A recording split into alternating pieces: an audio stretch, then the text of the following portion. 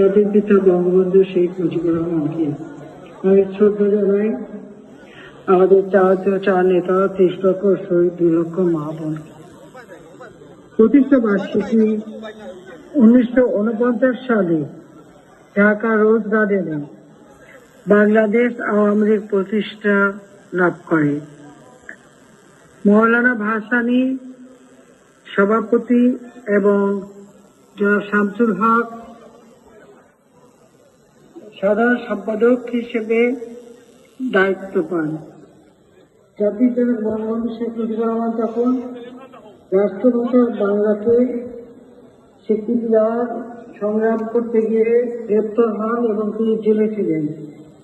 জেলে থাকা অবস্থায় তাকে যুগ্ম সাধারণ সম্পাদক হিসেবে নির্বাচিত করা হয়।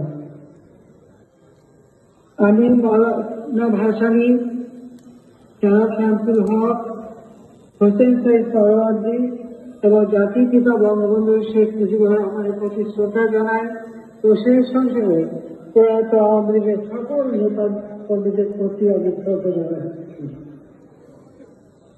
আজকে আমাদের দুর্ভাগ্য যে এমন একটা পরিবেশে আমরা এই প্রতিষ্ঠা বার্ষিকী পালন করছি, যখন বাংলাদেশের মানুষ নির্যাতিত, নিপীড়িত।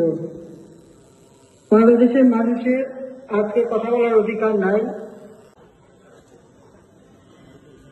আওয়ামী লীগের অগণিত নেতা কর্মী, তাদের বিরুদ্ধে মিথ্যা মামলা, হত্যা মামলা, দুর্নীতির মামলা, নানা ধরনের মামলা মোকদ্দমা দিয়ে হয়রানি করে যাচ্ছে।